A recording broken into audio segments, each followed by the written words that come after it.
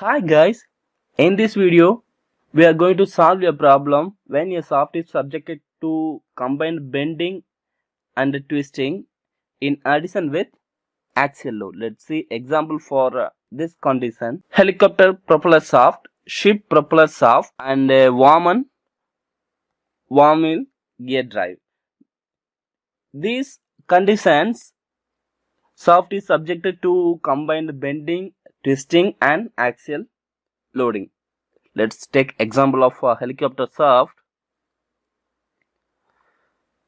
Here, this helicopter shaft holds the load of a helicopter and it rotates with this motor, and the fan is rotated by this shaft. So the whole load also supported by this shaft, and a twisting moment also given to the fan.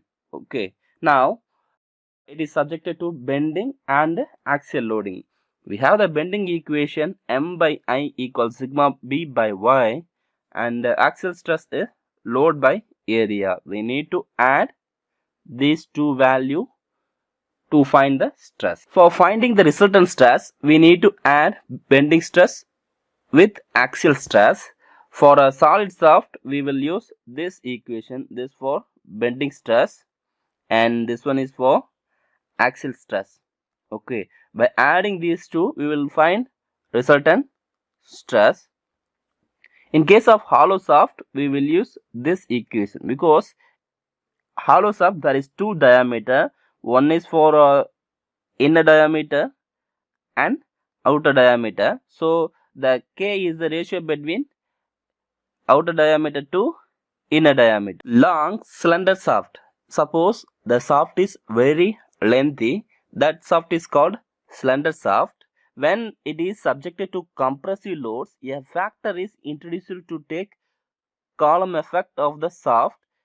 This factor is called column factor. For example, if you take very length of the shaft, when it is applied with compressive load, it will bend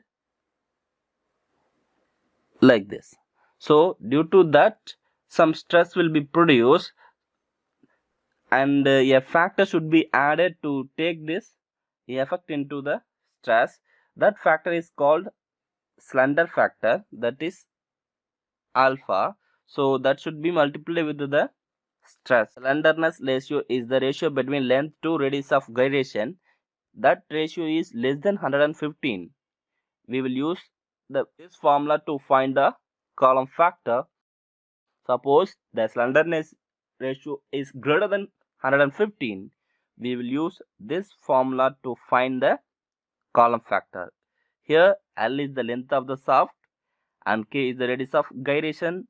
Sigma y is the compressive yield point stress of the shaft material, and C is the coefficient of Euler's column depending upon the end condition. End condition is nothing but the shaft is fixed at both ends, pinned at both ends, one end fixed and another end is free, like that conditions available. Now, as per ASME standard code, the bending and twisting moment multiplied with some factors, that is Km and Kt, because these factors are shock and fatigue factors. These factors should be taken into the account. These factors should be multiplied.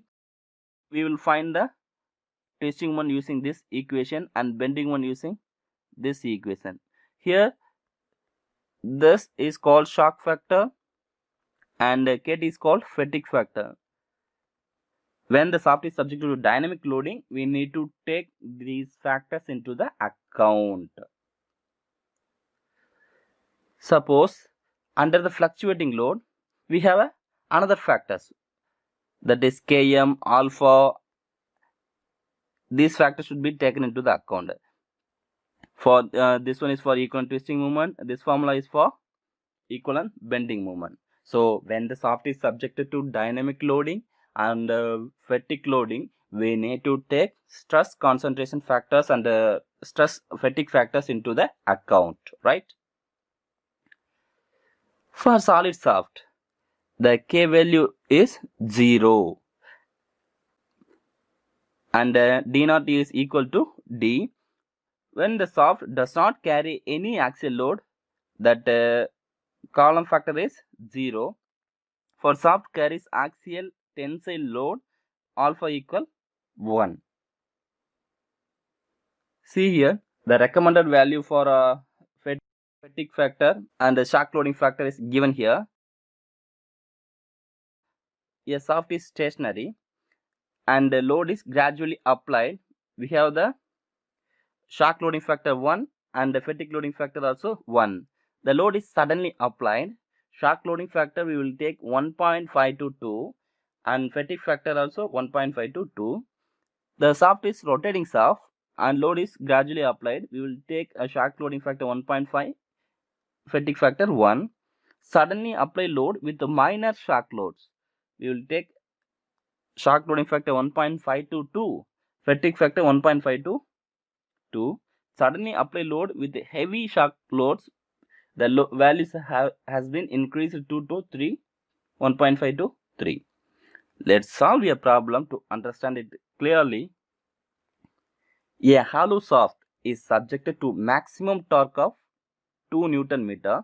Yeah, the shaft is subjected to a torque that is 2 Newton meter and a maximum bending moment of 4 kilonewton meter. Bending moment is 4 kilonewton meter. It is subjected at same time to an axial load of 12 kilonewton. Here load is applied 12 kilonewton. Assume that the load is applied gradually and the ratio of the inner diameter to outer diameter is 0.5. The outer diameter of the shaft is 90 millimeter. Find the shear stress induced in the shaft. We need to find the shear stress induced in the shaft. Now let's write the given data. Here the torque is given.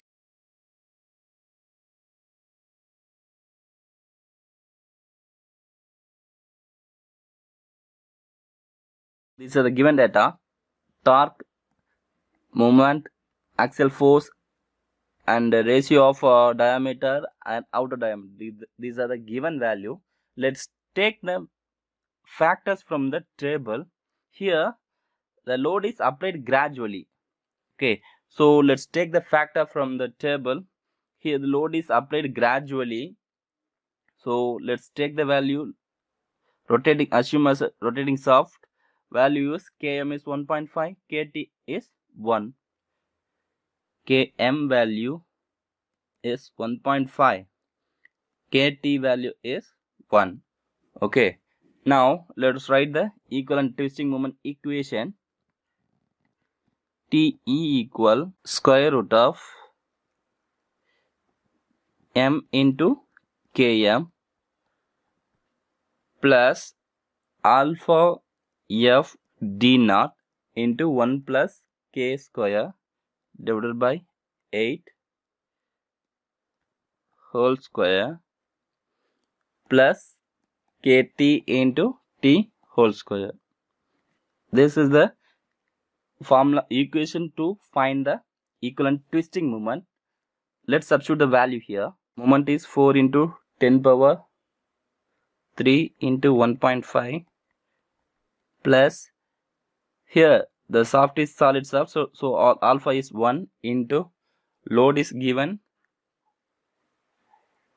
12 kilonewton, that is 12 into 10 power 3 into outer diameter is 90 millimeter, just convert into meter, 0.09.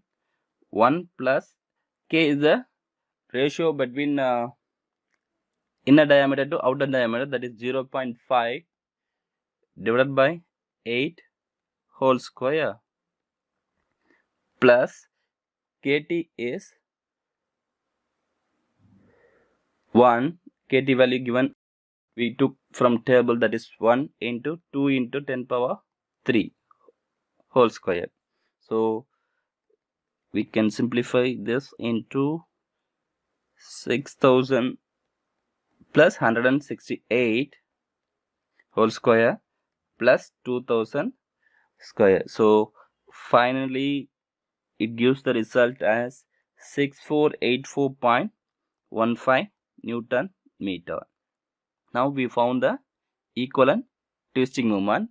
We have another equation for this.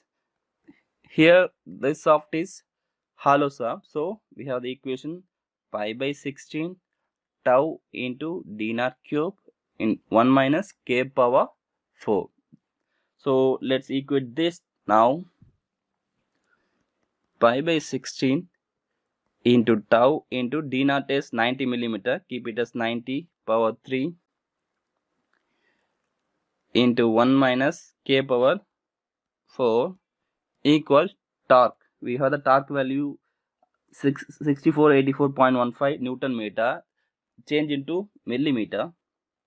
So we need to add into 10 power 3 and we can change the unit to millimeter. So here the unit is changed to millimeter, 6484.15 into 10 power 3.